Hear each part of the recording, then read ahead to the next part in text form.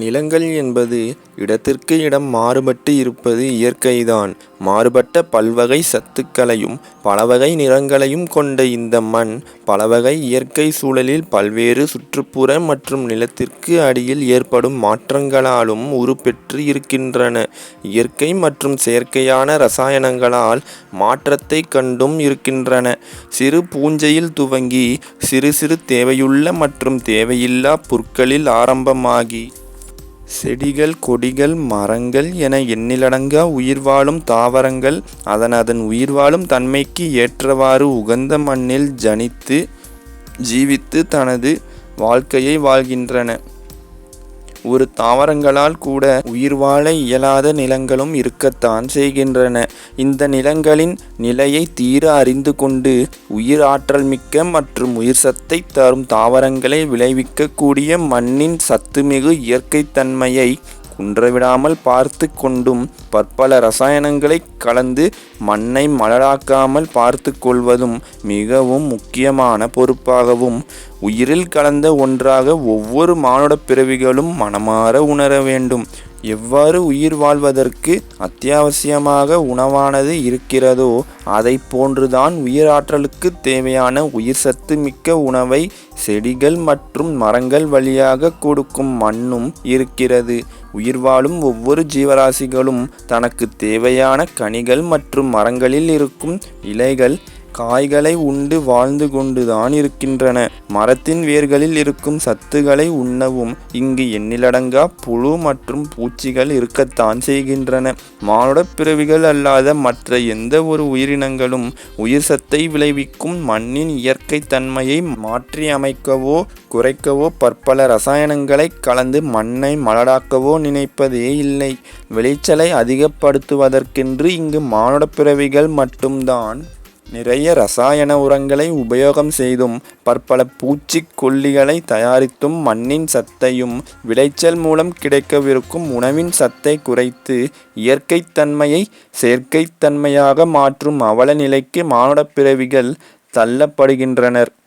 தெளிவான மற்றும் நல் தீர்க்க தரிசன ஆற்றலாகப்பட்டது மண்ணின் மகத்துவம் மற்றும் அருமையை அறிந்து மனதை இதற்கேற்றாற்போல் நல்வகையில் செயல்பட வைக்கும். தேவைக்கேற்றவாறு செயல்பட்டால் தேவைக்கேற்ற உணவு வகைகள் உற்பத்தி செய்யப்பட்டு ஆரோக்கியம் நிறைந்ததாகவும் ஆயுளை அதிகரிப்பதற்கு வழிவகை செய்வதாகவும் விவசாயமானது இயற்கை வழியிலேயே அமையும். ஆசைக்கு ஏற்றாற்போல் உணவுகளை உட்கொள்ள நினைத்தால் இங்குதான் செயற்கையின் பங்கேற்றமானது அரங்கேற துவங்கும்.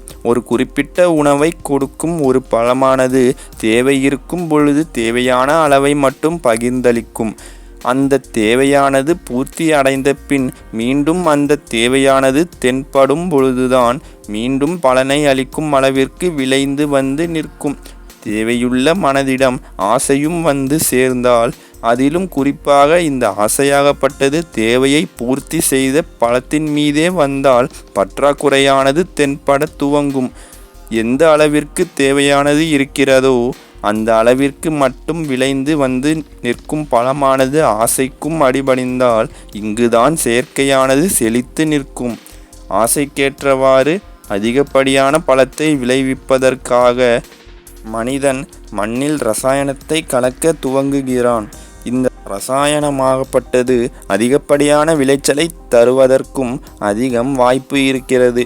இதனோடு மண்ணை சீர்குலையச் செய்து பழத்தில் செயற்கை தன்மையையும் அதிகப்படுத்தி ஆசைக்கேற்ற ஆரோக்கியமானது கிடைக்காமல் இதே பழக்கமானது தொடர்ந்தால் ஆயுளும் குறைவது உறுதி. சத்தின் உறுதித்தன்மையை சீர்குலையச் செய்தால் நிச்சயம் குறைவான ஆயுட்காலத்தின் உறுதித்தன்மையானது ஓங்குவது உறுதி.